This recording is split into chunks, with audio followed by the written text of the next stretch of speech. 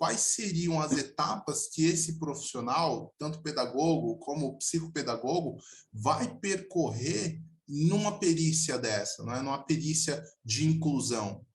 Quais seriam, professor? Tá. Bom, as etapas... a primeira das etapas, e talvez a mais importante, né, para quem, inclusive, quer atuar como perito judicial, é Sim. adquirir conhecimento nessa área e, após essa aquisição de conhecimento, se disponibilizar para o judiciário, né, se cadastrar nos sites dos tribunais, para poder ser nomeado pelo juiz. Uma vez que você foi nomeado, começa aí a sua atividade pericial, né? Uma vez nomeado, a primeira fase, e uma fase extremamente importante, é que o perito estude o processo. Antes de você responder, antes desse profissional que foi nomeado, responder se ele aceita ou não fazer aquela perícia, é importante que ele estude esse processo, tá certo? Sim. E aí, há algumas partes do processo que são mais importantes de serem estudadas, de serem lidas pelo profissional perito. Mas ele precisa estudar este processo, ele precisa, num primeiro momento, entender qual é o objeto da perícia, o que ele vai periciar, de que forma ele vai realizar essa perícia, quais são as etapas que ele vai seguir ali na realização daquela perícia, que metodologia ele vai aplicar, né? Então, tudo isso você tem que avaliar nessa primeira etapa de estudo do processo. Quer dizer, antes de responder se aceita ou não... Exato. Antes de responder se aceita ou não. Por quê? Nessa resposta que você dá de aceite, imagine que eu aceito. Eu já digo qual o valor dos meus honorários. Se eu não entendi qual a dimensão do trabalho que eu vou realizar, quanto tempo eu vou gastar, quais são os recursos que eu vou utilizar, qual é a complexidade daquela perícia, como é que eu vou dar valor de honorário? Né? Eu corro o risco de errar aí no valor. Então, nesta primeira etapa, que é uma das etapas mais importantes para o perito, ele tem que ficar muito atento, ele tem que estudar o processo, entender que tipo de perícia ele vai fazer, como ele vai fazer, quando ele vai fazer. Então, eu costumo dizer assim, que essa é a etapa onde o perito aplica a ferramenta de gestão chamada 5W2H. Então, fica aí já a dica para você que está me assistindo, né? Estude 5W2H, porque se aplica... Olha que interessante. Vou aplicar uma ferramenta de gestão à perícia, né? Eu não vou explicar a ferramenta aqui, mas só para contextualizar, vou pegar só os 5W, né? O que, quando, como, por quê e onde. Né? E aí 5 Ws, professor, só para quem não está familiarizado, são Ws porque é uma ferramenta, acredito que venha do inglês, não é? Do inglês, exato. Perfeito, o que, quando, como, por quê e onde. Né? Só que em inglês, e aí ficou 5 W. Essas 5 perguntas começam com W. Né? Perfeito. Então, assim, e os dois Hs também, palavras começam com H, né? Quanto custa e quem vai pagar. Né? Então, assim, esta é uma das ferramentas que, de pronto, você já precisa aplicar ali antes de dar uma resposta, né, para o juiz, que você aceita. Por quê? Você vai precisar valorar ali sua perícia, chegar a um valor de honorário. Bom, então, a primeira fase, o profissional nomeado precisa estudar o processo, entender o que vai ser feito.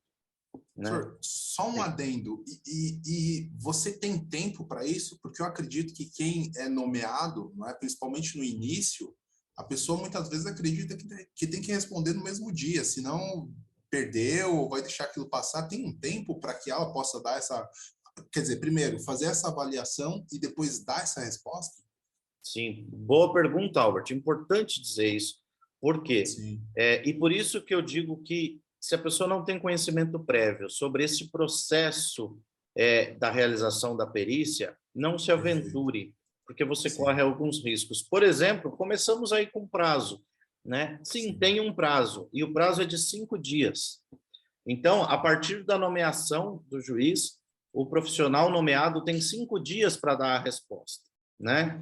Se ele não der essa resposta em 5 dias, ele corre alguns riscos, né? Sim. Riscos, inclusive, do pagamento de multa, riscos de não receber novas nomeações, de sofrer alguma sanção por não ter respondido, porque você foi lá voluntariamente se disponibilizou e depois Sim. não dá a resposta cumprindo os prazos legais, né?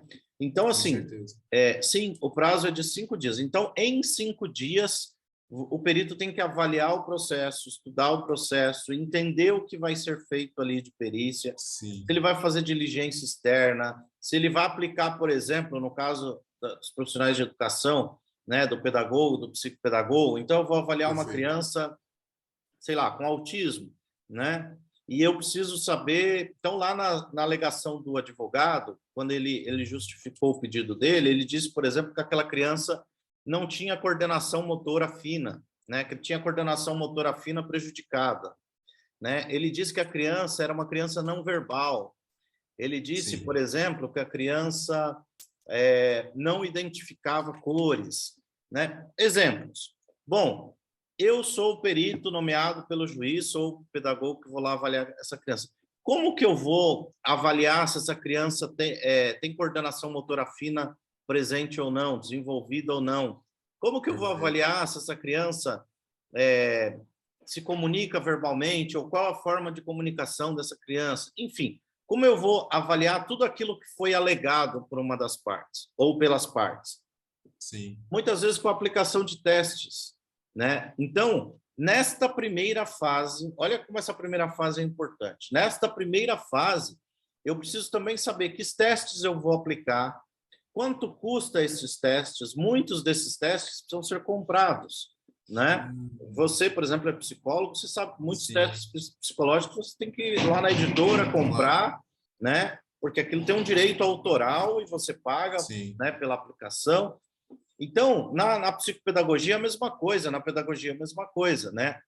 Existem inúmeros testes que são vendidos e que são os testes preconizados, ou seja, são aqueles que eu preciso aplicar, não posso inventar um teste da minha cabeça. Claro.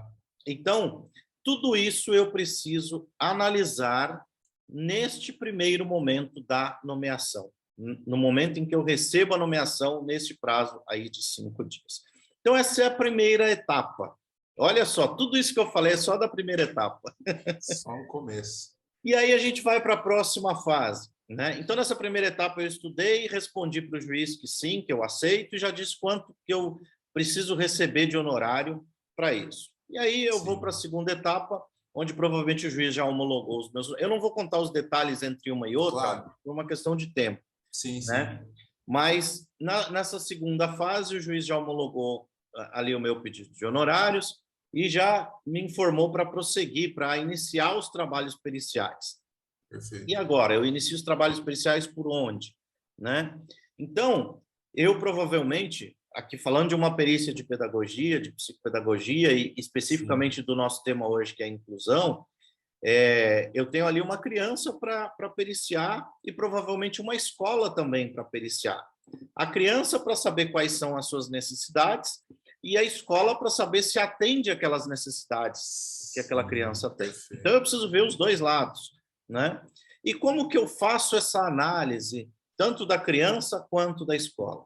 Através da diligência pericial. Então, nesta etapa, eu vou sair a campo, eu vou até a escola, eu vou ter esta criança na minha frente para fazer as análises que eu entender necessária, a aplicação dos testes. Eu vou ter a mãe ali para conversar, para fazer perguntas, para fazer questionamentos sobre a criança. Ou seja, eu vou nesta fase, nas diligências, coletar todas as informações e provas que eu entender necessário para a elaboração do meu laudo. Então, essa seria a segunda etapa, professor? Esta seria a segunda etapa. Perfeito. Né?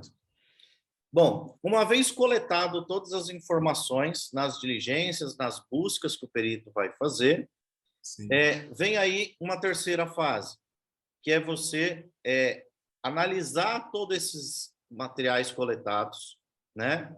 tudo que você levantou de informação, tudo que você levantou ali nas suas diligências, você vai analisar tudo isso e vai elaborar, vai partir para a próxima fase, que é elaborar um documento chamado laudo pericial.